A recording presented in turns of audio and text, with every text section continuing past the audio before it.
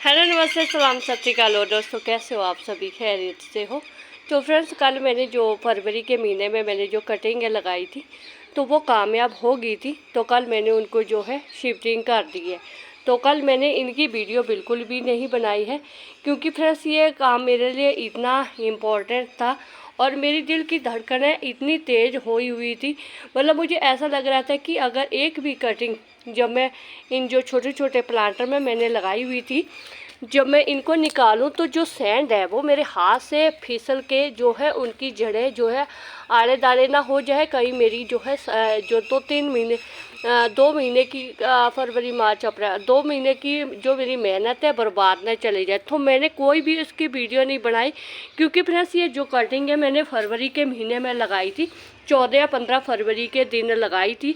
तो आप सभी को मालूम है कि मैंने उसी में पहले ही बताया था कि मुझे कटिंग लगानी नहीं आती है। फर्स्ट टाइम मैंने कटिंग लगाई है तो मैंने बस ना कोई एलोवेरा जेल लिया है ना मैंने कुछ लिया है।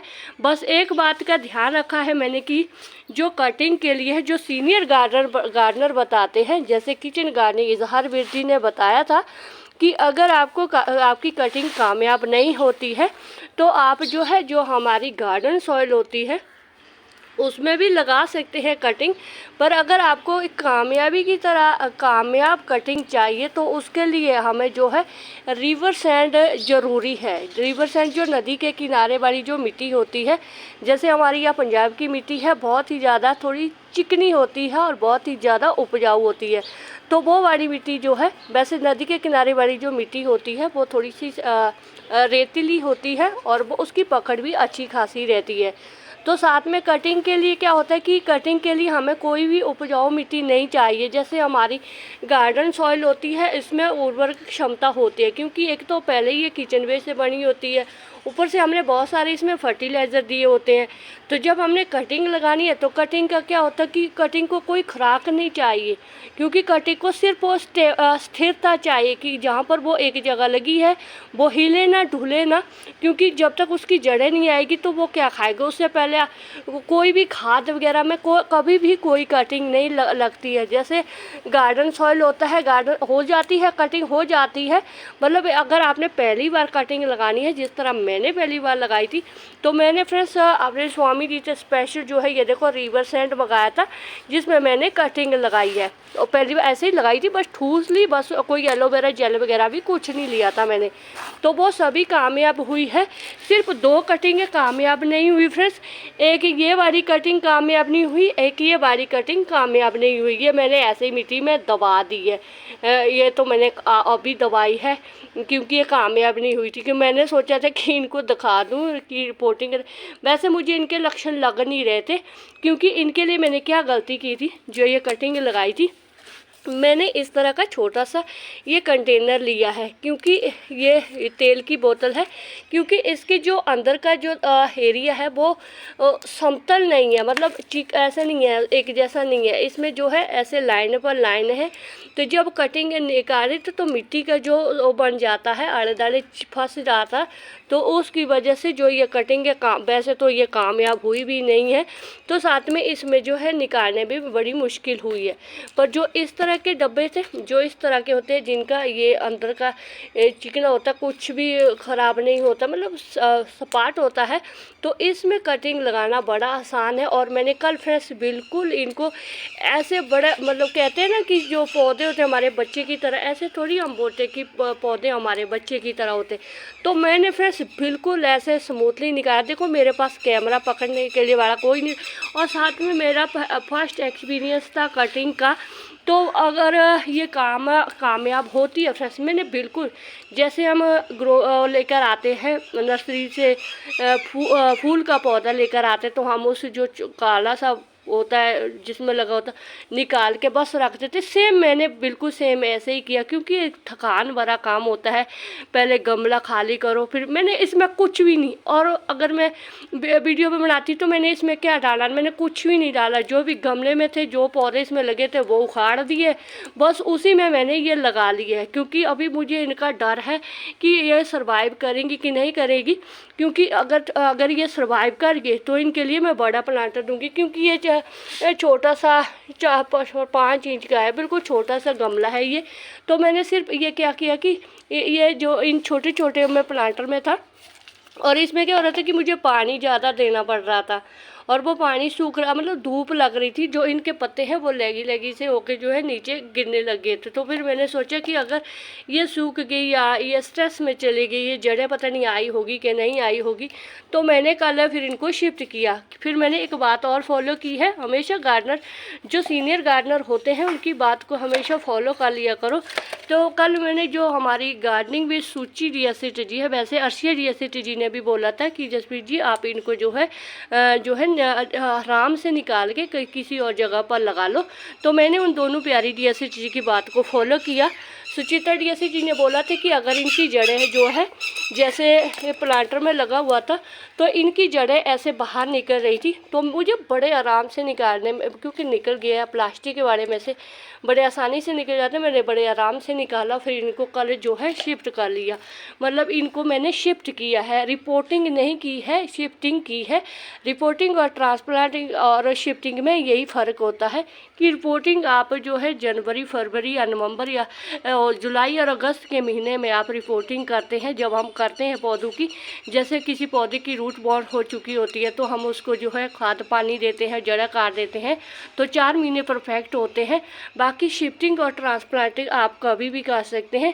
शिफ्टिंग में क्या होता है कि हमने जो है बिल्कुल भी किसी चीज़ को, जड़ों को छेड़ना नहीं है पौधे को। अगर छोटे गमले से बड़े प्लांटर में देना है, एक तो प्लास्टिक के प्लांटर से पौधा बड़ा स्मूथली निकल जाता है।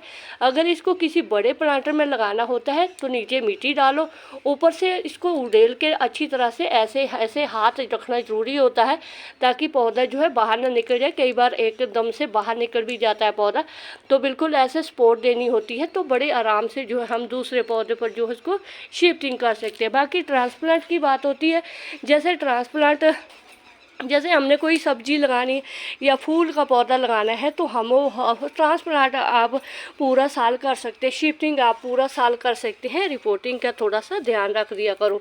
तो जैसे ये गोफ्रेना के हैं, मेरे पास कुछ एक फूल था, मेरे जो स्वामी जी है वो लेकर आए थे। तो मैंने ये मुझे शायद नवंबर या दिसंबर के महीने में किसी का पता नहीं कहाँ से लेकर आए थे, तो मैंने उसको संभाल के रखा था। तो मैंने एक दिन ये मुझे मिल गया, या तो था मुझे, पर फिर मैंने इसको जो है यहाँ पर स्प्रिंकल किया। तो अभी देखो यहाँ पर गोफ्रेना के इतने सारे जो है पौधे बन के रेडी हो चुके। तो ये मुझे एक फ्री का फूल मेरे स्वामी जी लाकर दिए थे, अभी मेरे पास गोफ्रेना ही गोफ्रेना होगा। देखो एक गार्डनर सपने तो सजाता ही है फ्रेंड्स।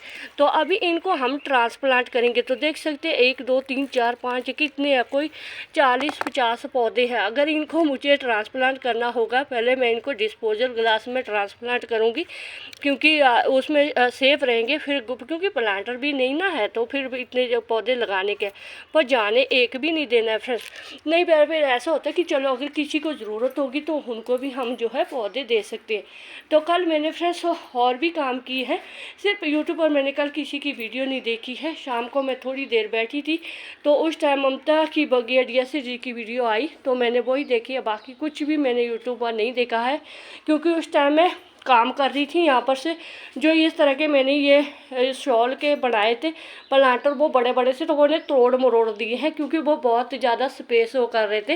ये कुर्सियाँ जैसे ये टूटा फूटा जैसा, ये मैंने कबाड़ी वाले को बेच देना है, थोड़ी सी जगह भी हो जानी चाहिए। तो वो जो उसमें पौधे लगे हुए थे वो सभी मैंने जो है एक पता नहीं क्या जी, कल एक सहयोगी था, तो मेरी एक प्यारी जी सिस्टर है गाँव में, ये सहेली है मेरी, तो वो आए, वो बोलते हैं कि जसप्रीत जी आपने टेरेस पर ये सब्जियां लगाई हुई है, क्योंकि वो देखते हैं मुझे पानी देते हुए, तो कहते हैं मेरी बेटी ने भी टेरेस पर गार्डनिंग करनी है। तो मैंने कहा अरे मेरे लिए तो बहुत खुशी की बात है कि अगर कोई मेरी गार्डनिंग को देखकर गार्डनिंग कर रहा है तो बहुत खुशी की बात है। तो उनको भी मैंने कुछ पौधे दिए हैं।